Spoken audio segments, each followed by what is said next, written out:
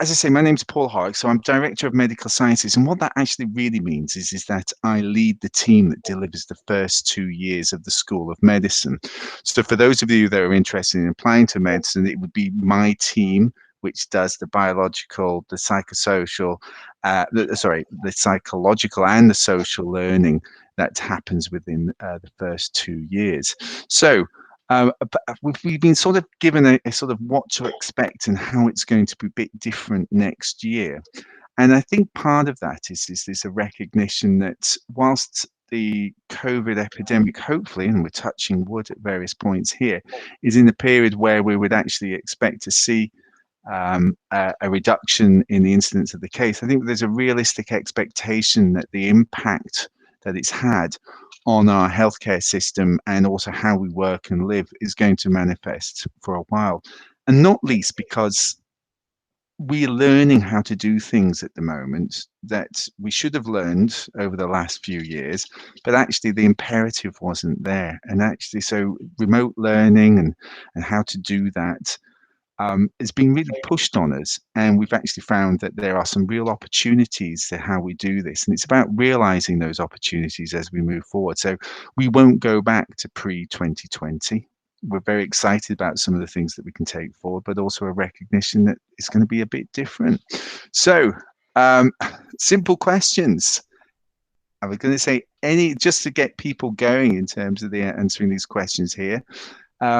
Anything that you would like to say in terms of where do students learn what's happening? This is medicine in particular, but we will switch over to looking at talking about Harper and Keele Vet School. Where do they learn it from? Where do medical students have to learn? Any answers to those questions? Welcome. They learn from lectures and lecturers. Okay, thank you. Is that Lauren? Yeah. Okay, absolutely. So that's one area. What about any other areas that we would learn? Do they learn when they go into work experience, where they're working alongside a doctor already? Absolutely, and I'm going to say that's a really important point that we're trying to make there is that you know, your experiences when you go to a school of medicine is that whilst you will have plenty of time, certainly in the first 2 years where you're within what is that traditional campus-based university, pretty well much from your third year moving onwards, you would have very little contact with the university in that sense. I'm working with a year 3 student tomorrow on an open day activity. He hasn't been on the campus for a long time. He won't expect to go back to campus. He's off to another county next year anyway. So, and that's because he's working in the hospital environment. Yep. Okay. So what other areas apart from university and also in hospitals? Like GP practices. Yep, absolutely. Primary care. So we've got primary care, secondary care. Anywhere else?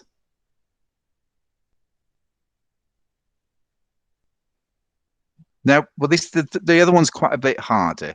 The other one's actually Keele in particular, and lots of medical schools more now, often now, work with what we call the third sector or the informal care sector. And that's a recognition that our healthcare economy actually expands out to include charities and all those services that are actually delivered outside of formal care.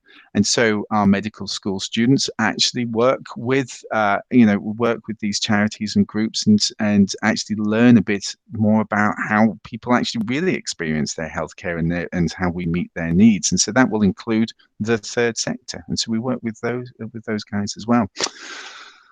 Okay, now, so imagine a situation where you think you've just about got it right. You've got the balance right. You've got a nice curriculum that you've all set up and everything.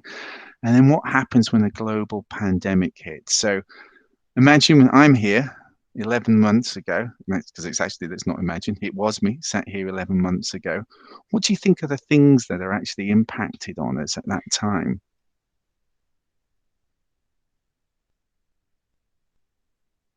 Anyone? Work areas. Oh, I'm sorry, I didn't catch that. Work areas where the people have to work, gets money and incomes. Okay, yeah, Absolutely. I'm thinking here about, well, where did we initially have that sort of impact fall on that pandemic? Because whilst we were all sent home, what happened to the hospitals and the GP practices? They got overrun because so many people needed to go to them. Yeah, absolutely. In fact, interestingly enough, nowhere near as overrun as they have done in the recent outbreak.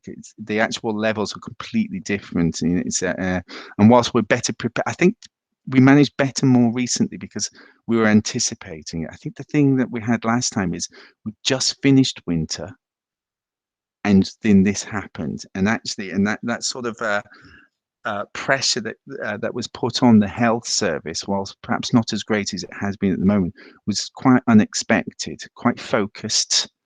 There wasn't a lot of PPE around. There was a lot of uncertainty about what was happening, and that fell on our clinical colleagues.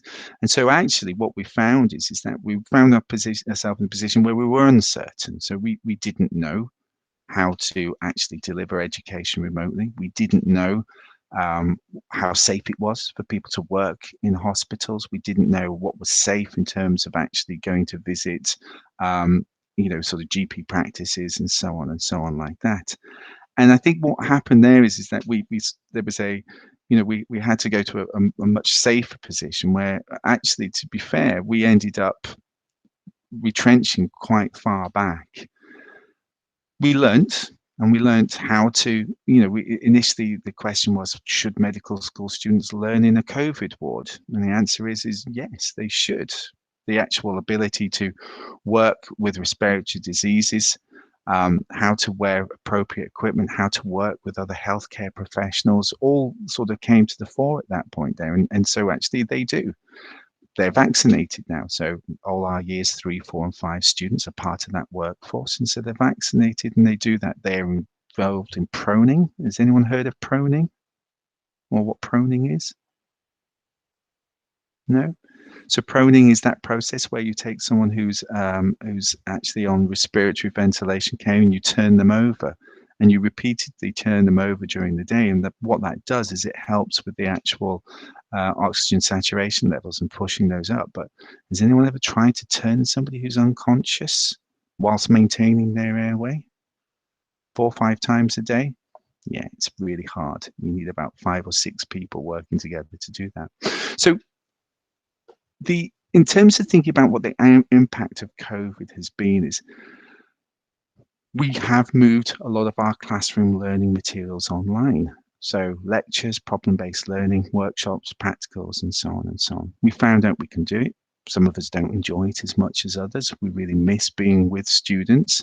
But one of those things is that we actually find that some things actually do work because some students actually like the opportunity to have the lectures given to them and they watch them when they want to watch them and they can go backwards and forwards and make better notes. So actually, there's some real opportunities there.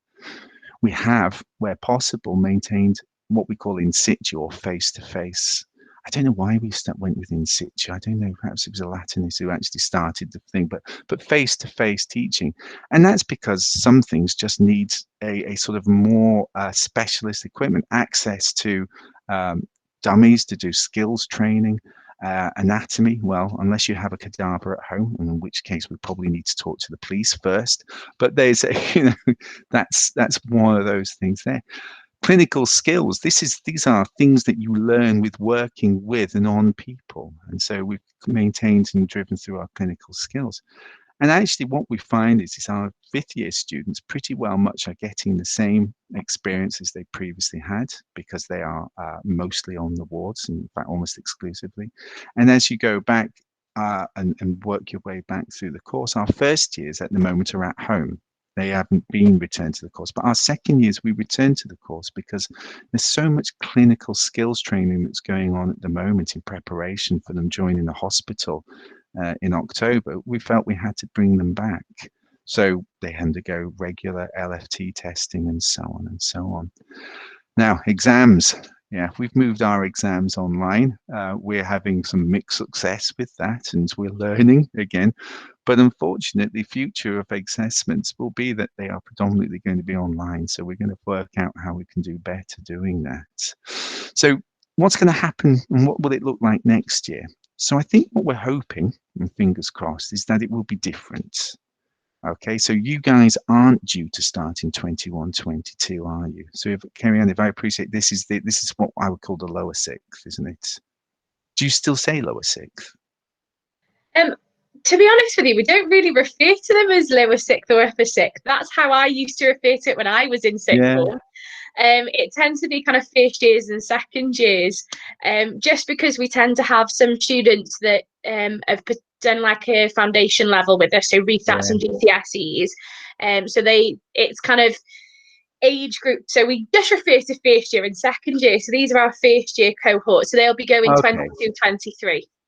Okay, so 22, 23, I think realistically what you've got to anticipate is that there will be some hangover. And part of that is because our fourth years haven't done as much training as we'd like them to do. So as they go into their fifth year, we're prioritizing our clinical placement. And so there'll be some rollback. Probably by 22, 23, hopefully we'll have had our new Oxford AstraZeneca sort of variant vaccine being developed. I know that Sarah Gilbert's working on those at the moment, so we know that that's happening. I think what we're hopefully being is in 22, 23s, we'll be in a position where we recognize that the opportunities and the advantages that we've realized are actually going to be part of how we now work. So there'll be a bit more remote. But what it will mean, though, is that what we'll be able to do is we'll actually be able to look at new skills that you need to learn. So, for example, the first clinical skill that every student learned when they returned last October was PPE, donning and doffing, and how to do that safely. It was something that we hadn't done previously. Prior to that, it was much later in the course, but now it's done straight from the get-go. But also, there will be there will also be a sort of like an expectation that you have to learn how to communicate through this sort of remote approach, because that's how we will be in contact with our patients more. And not because we have to, but because it's more efficient and it's easier, and people now are learning how we can do that more effectively. So I think there will be perhaps some sort of catch up that we will need to do. I think one thing that I've learned is that going home at Easter last year, we felt we'd be ready to start again certainly by the summer, and then we thought we'd be ready in September, and then we thought we'd have it done by Christmas, and it goes on and on. It sounds like 1914 all over again, doesn't it? But let's hope it doesn't go on for 4 years in that sense. But I think certainly there will be some impact rolling forward, and just understanding and expecting that that's going to be the case will actually be very realistic. So I wonder at that point, is it worth just having a pause for a couple of questions and then sort of allow Matt to talk a little bit? Yeah, guys, if you've got any questions and you haven't got a microphone, just pop them in the chat for me. But if you have got a microphone, please feel free to unmute yourself and ask away.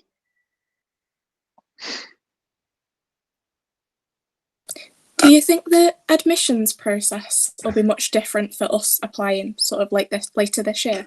Do you know, Holly, just as you said that, I was thinking I haven't put anything about admissions on here. So, Holly, so I think yes, I think there's a recognition, because of course you'll be applying in September, October time moving forward, and then interviewing over the Christmas period. I do believe that the impact of COVID and how it will affect us and how we use our buildings and so on like that will there. So lots of schools now are doing a lot more remote MMIs. So Kiel uses this MMI system. Does anyone not know what multiple mini interviews are, or the MMI process? Actually, it's multiple mini interviews, isn't it? But certainly lots of institutes are switching over to this. I've done several myself. They are actually quite good in many ways. They work quite well. I think we will be doing that again. moving forward, at least for this year. So I think realistically for you guys, the most likely thing is that there will be something around how you do the admissions. The one thing that's worth remembering is most of these things are discussions. They're talks, so there's nothing really going to change about that. The nature of it isn't going to change, but the values, the requirements that we have around understanding and demonstrating those core NHS attributes and values and how we recruit in a values-based system haven't changed. So you will get asked the question, why do you want to be a doctor? Either in an interview or over a computer at that point. So that won't change, Holly. It will be very much the same. Does that help at all? I'm quite happy to do a follow-up. Will there be any leniency in the admissions to do with like work experience? Because obviously it's very hard to find somewhere to work in a current situation where no one's allowing you to go into the workplace. So thank you very much, Holly. And also I see that Rabia has asked almost exactly the same question in that sense. Yes, absolutely. We know that that is the case. Okay, and it's part of our selection process is a recognition that that won't happen. There are still opportunities that people are still doing volunteering in some capacity. That's still happening. There's also there are online sort of access to sort of I think was it Brighton and Sussex did it last year or something, which is that sort of virtual hospital placement. Now, the one thing that's worth remembering about this is when people say they're going to a hospital and we say, well, tell us what you know about the hospital. Actually, we don't really mind or really put much value on the number of rotations that you've done through a hospital, because a lot of these will depend on factors that are quite often beyond your control. What we take more from is what you reflect on it. So what did you learn about the people who work in the hospital? So how hard is the job? How do they feel about it? And when you think about what their answers are, you say to yourself, well, actually, I understand that there is this commitment and this happens and it's very tough. But they all said that it's actually how you balance your life, and this is how I balance my life. And that's really the things we're much more interested in. We're interested in what you take from the opportunities that you have rather than what the actual opportunities are. Does that help at all? Yes, it does. Thank you. That's okay. That's fine. So you'd be surprised at the number of things that you guys all do that actually you can draw on those experiences, times where you've acted as a peer mentor and so on and so on. Yeah. So those are the things we're really interested in. So I wonder if actually what we do is we can see if there's more questions as they appear. But what I need to do is why don't I switch over to the presentation by Matt. Matt is in a position where I'm actually going to be driving his PowerPoint. So you're going to have to say change slide, please, Matt. Okay. Right. Let me get that up. So. Okay, and if we go to there and we do that. So can I ask, can you see the first slide, Matt? Yes, I can. Thank you, Paul. Okay, well, here's great. Why don't you go ahead and I'll take over. Okay, thanks, Paul. Good morning, everyone. I'm really lucky to be able to piggyback on these sessions today. It's really good for us to be able to reach out to you and just share a bit of news about the fact there's a new vet school on your doorstep. And I recognise that you'll all be in this this call because you're interested in medicine. And what I thought I would do is just take the few minutes that I've got to point out we're a new school, tell you a few quick things about us, but also try to show you how there are great similarities between medicine and veterinary medicine, but also what the differences are and the kinds of things we look for, because you'll all be tracking in a really positive direction, and you have options, and you may, you may change your mind, or feel free, please do spread the word to your friends colleagues if they are interested in veterinary medicine as one of their options. So if I could have the next slide, please, Paul. Well, as you see on that first slide and the logo down here, this is actually quite unusual. It's the first joint vet school. So it's a joint venture between Keele University and Harper Adams University, which is over in Shropshire, 23 miles away. And the reason for that, there are some joint medical schools. The reason for a joint vet school in this instance is that Harper Adams has great strengths already training vet nurses and veterinary physiotherapists and agriculture students with whom vets work closely with farmers. And wonderful resources and facilities. So around 3,000 animals over there on the Harper Adams campus. So that's a great place to form half of a vet school. But what they don't have is what Keele brings to the party, which is great strengths in the medical sciences, life sciences, and all the stuff that underpins the medical degree at Keele as well. So by combining those, we've got a great vet school that we launched this year.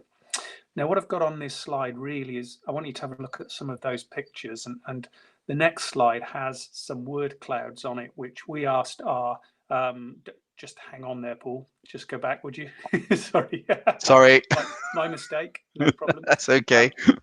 The next slide has some word clouds around the kind of skills attributes that veterinary employers are looking for in veterinary graduates, and new vet schools try to work very closely with existing veterinary practices and veterinary employers so we make sure we align the skills we're developing with you and look for in our students who are interested in coming into vet school, and so that there's a really good alignment when you graduate and you go into your first job. So have a look at those pictures, and if anyone feels brave enough to put in the text chat or shout out any of the kind of skills, attributes, approaches that we'd like to look for in our vet students, and you won't be surprised to learn that they're quite similar to medicine. If anyone can tell me what they think's happening in the top left picture, that would be great. So we've got communication, teamwork, compassion, fabulous. Yeah, okay, all three of those are right at the top of the lists. Hard work, handwork, actually both. Handwork, yes, we're all surgeons. So from day one, all vets are surgeons. And so we do need to be very dexterous and have those motor skills. But also, in case that was a typo, then hard work is just the same as medicine. It's tough, but rewarding. Leadership is absolutely a brilliant one. And that is actually what most of our employers report is currently missing from graduates. And we need good clinical leaders, but also in our world, we're actually, we don't have an NHS, so most vets work in private practice like dentists or opticians. And so what we need are leaders in those organizations that are also business leaders and business aware. So that's a little bit of a difference in some areas. Rabia's got the real big one. That's the big one at the moment is resilience. Just as within medicine, these are tough careers, tough and rewarding careers, huge challenges with people and with our animals. Actually, the animals are the easy bits. To deal with that day in, day out, things going wrong, animals being euthanized on a regular basis, which we do, which is another difference. That requires resilience, and we are looking for people who've got that rounded bounce back ability, can deal with things when they go wrong, can be honest about their mistakes and can learn from them and move on, but stay resilient, keep that work-life balance going. Caring and passion, these are all great. So just the top left picture is an exercise we did with students at my last vet school, where it's this team is working together to try to work out how to refloat a stranded whale. So that's a model on the left, obviously. But these are the kinds of things that we need to do and rescue large animals that are stuck in ditches or in road traffic accidents, those sorts of things. So there's some logistical elements as well. Management skills has come in as well, so absolutely. So if we go on to the next slide, please, Paul, this time. So here's what our employers felt were really important. Our regulatory body, the Royal College of Veterinary Surgeons, defines areas of competence into knowledge, attributes and skills. And so we wanted to find out what our employers really thought. So we did this exercise with them. And as you'll see, the bigger words are the ones that came up more often. The big one, which came up first, was communication, and compassion, confidence and empathy are all major as well. So your employers take for granted that you'll have the clinical skills, the technical knowledge.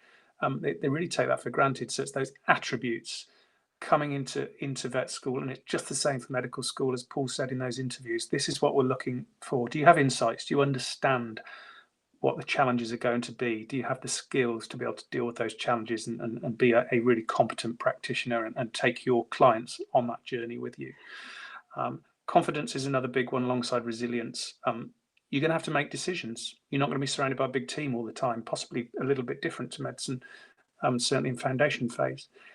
So you are making decisions on your own, and so that streak of confidence is important as well.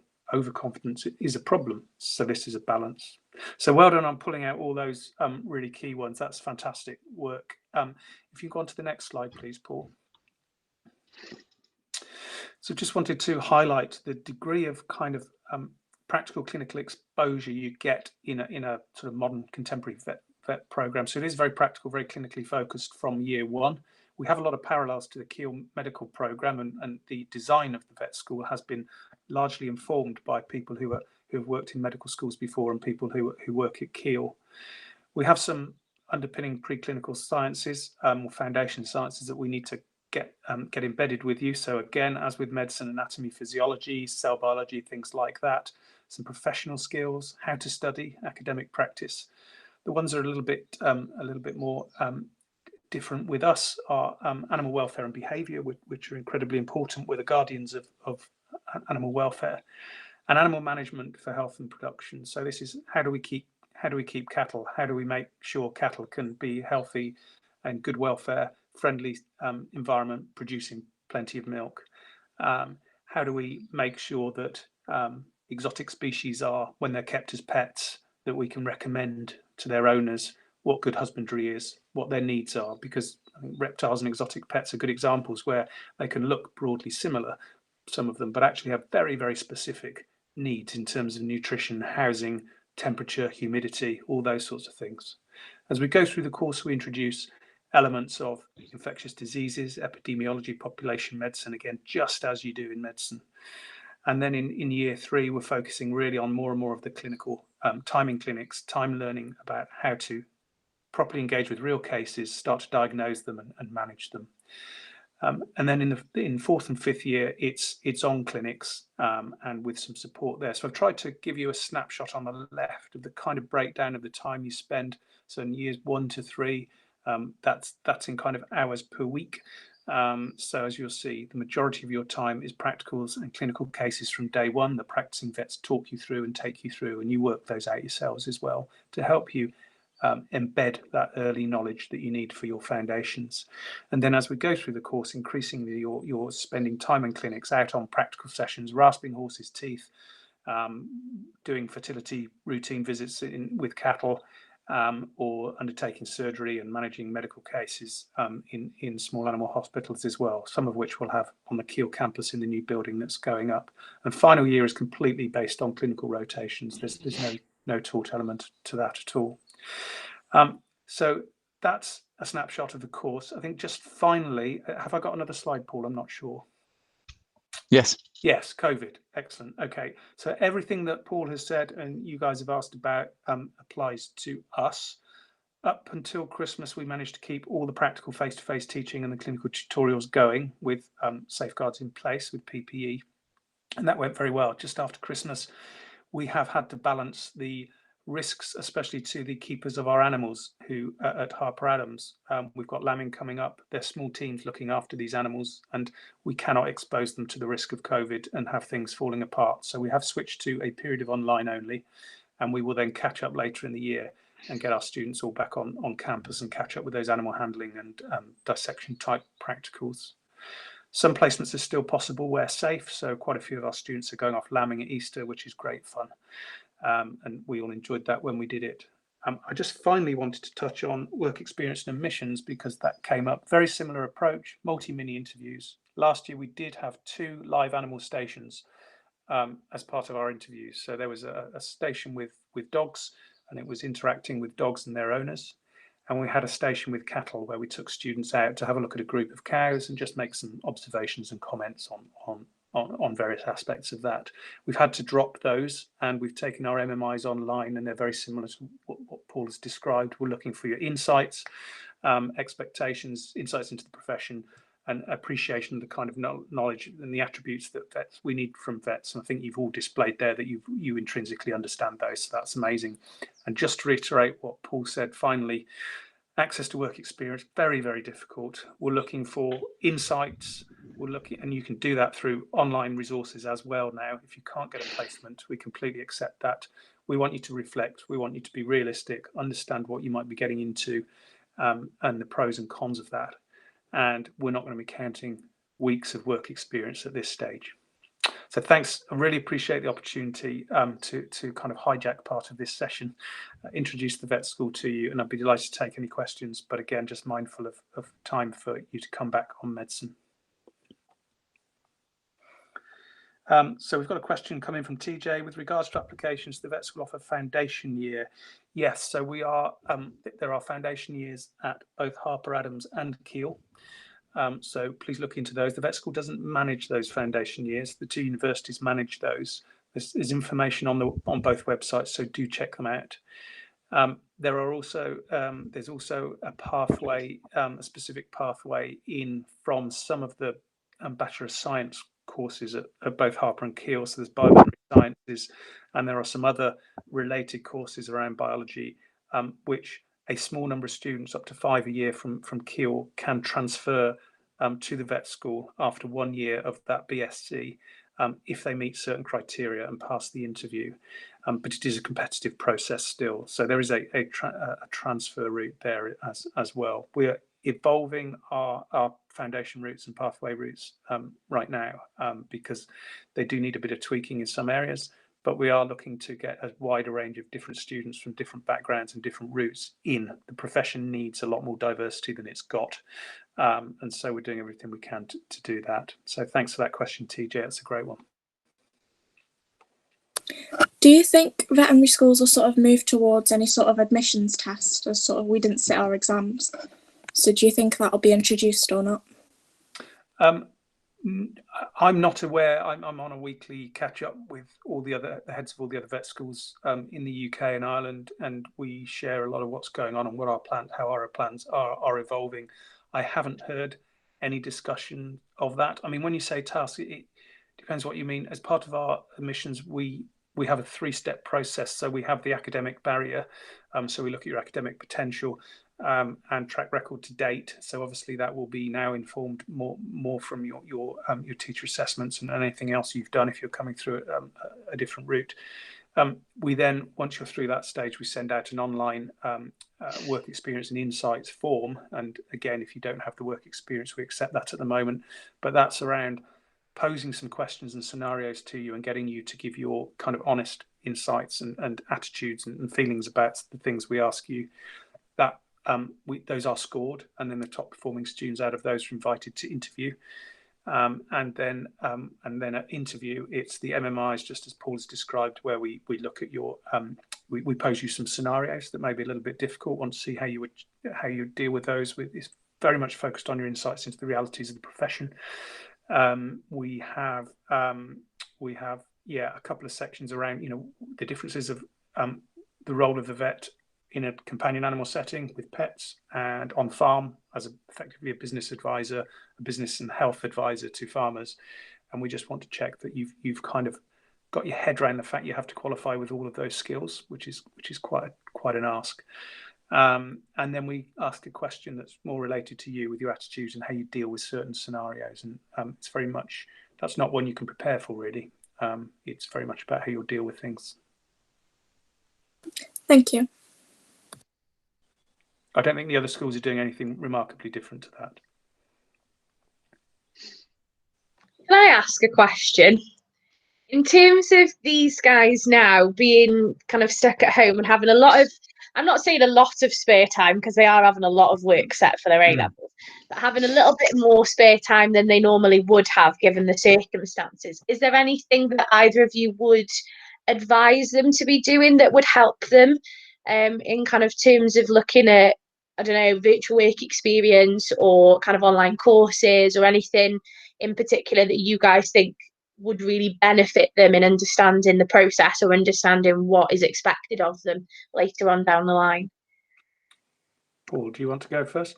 So Kerry Ann, absolutely. So yes, there are large numbers of these sort of remote access resources that are actually being provided for potential applicants moving forward. So yes, absolutely, get involved with those and actually, that's your first in terms of understanding these sort of opportunities that are available. I'd also say there's also lots of opportunities to volunteer within communities, because there's lots of work that's happening there, and whether it's a food bank, I know that there's people that are volunteering. Well, we actually have students that are volunteering even as a sort of parking for vets for vaccination centres and so on and so on. And and whilst you may wonder what's the actual relevance of that, it's about the fact that your instinct is to give. It's your instinct is to actually work within your community, and actually that you're very sort of externally orientated in those senses there. So so there are many opportunities to actually get involved in these things, and now as more than ever would be a time that we would hope that potential doctors or nurses, physiotherapists, anyone that would actually, and vet students as well, in that sense, they would actually want to get out and be involved in their community, because we hold them in the future as to a sort of they're recognized for their positions within society moving forward, and so that you can demonstrate that from a very early, from the get-go. So yes, absolutely. I completely echo everything Paul said. Just one caveat: we get that students tend to be very obsessed with clocking off weeks of work experience and put themselves under a lot of stress to do that, and want to do extra work all the time. The critical thing is, if you don't get those qualifications you need to meet the academic entry barriers, then don't put those at risk, is my main piece of advice. Even if you don't have the right amount of work experience to get in this time round or get through those barriers, you can always do it next time round. Certainly in our vet school, we're very open to that. So don't put that at risk, but at the same time, you do need some work-life balance. You do need to get out there and do these things. And all those things Paul talked about, we'd be delighted for you to come and bring those experiences and talk about them. It is about giving. In our world, the other thing as well is any work with the public, any interactions, working in shops, bars, so waiting tables, anything like that, reflecting on those insights. We deal with the public, as of course doctors do. We deal with a paying public in short transactions, where you've got to manage that whole situation. And if you can demonstrate, you've met the great British public in all their glory, and can flex your style to deal with the tricky ones. That's, whether it's working in McDonald's or being a vet, those are transferable skills. So we like those as well. But I like the ones Paul talked about. Those volunteering activities are great for us. Yeah, and I just echo that within Matt. What Matt says there. Quite often, it's the passion is the thing that we're really interested in.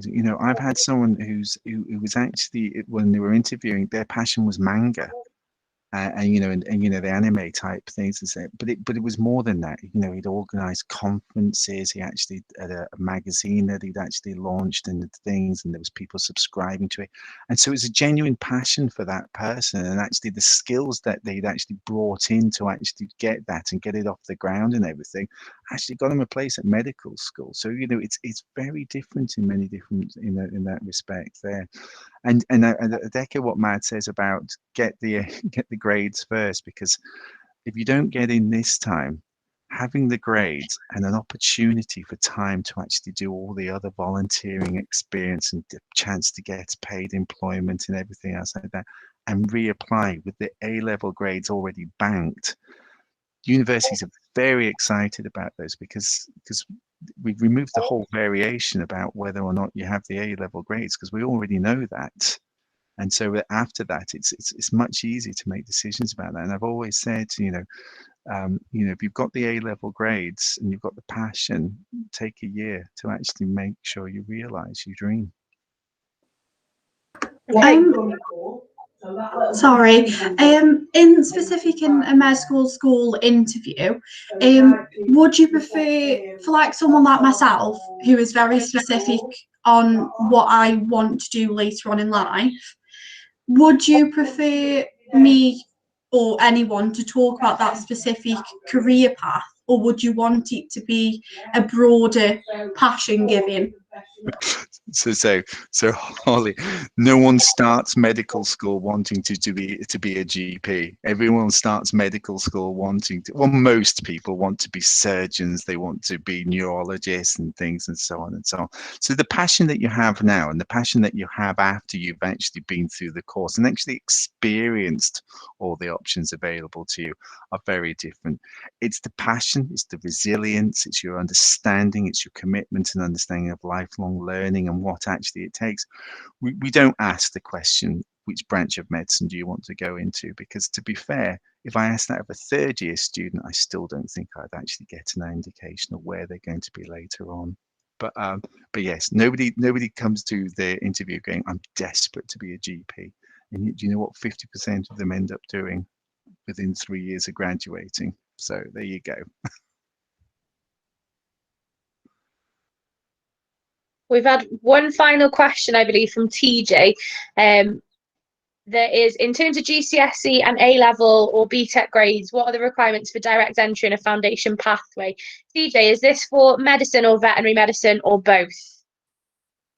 Haven't specified that part of the question. Matt, this one's for you. Okay, thanks, TJ. Sorry, I hope I'm not poaching students from you, Paul. This is quite worrying. I'm not going to be very popular with the head of the medical school now.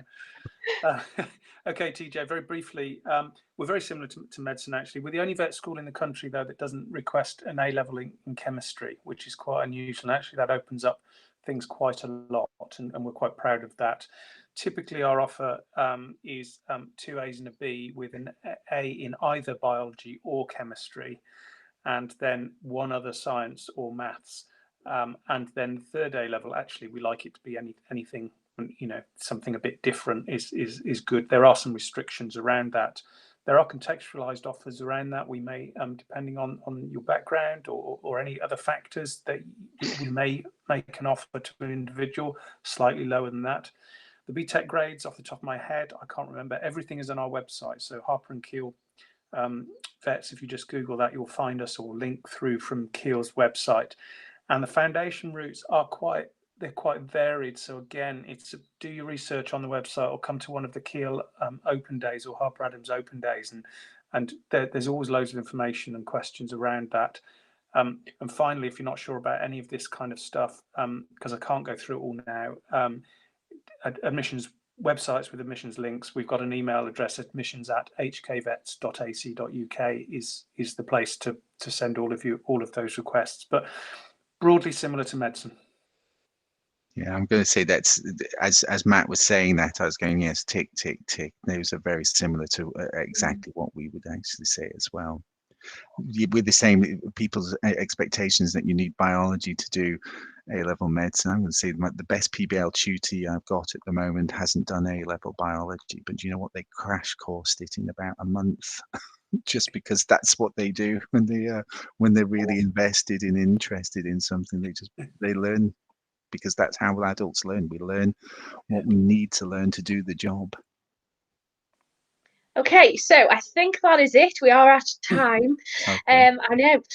Thank you very much. I think it's been wonderful from my point of view that these guys have had two people that are completely and utterly knowledgeable and on the doorstep as well, in kind of two courses and two fields that these guys are obviously really interested in proceeding or kind of going into in the future. So I know I've got you guys a little bit later with second years, I believe, at like 1:45 as well today. You have Matt and you've got Gordon. Oh, okay. I'm in the teaching session this afternoon. Oh, that's okay. I'm used to Gordon. He used to come and visit and do kind of the face-to-face talk to the students anyway. So you're getting lots of thank yous. It was very helpful. Thank you so much. Oh, thank you very much, everyone. But it was lovely to kind of have you guys in, and I think these lot have learned quite a lot as well. So thank you very much, and I will see Matt a little bit later. And Paul, it was lovely to meet you. Okay, thank you very much. Good luck this afternoon, Matt. Thank you. Thanks very much. And good luck to everyone on the call. Hang on in there. Absolutely, everyone. Yeah, it's well done on getting to this point. Thank you very much. Okay. Cheers, guys. Bye. Okay, bye-bye.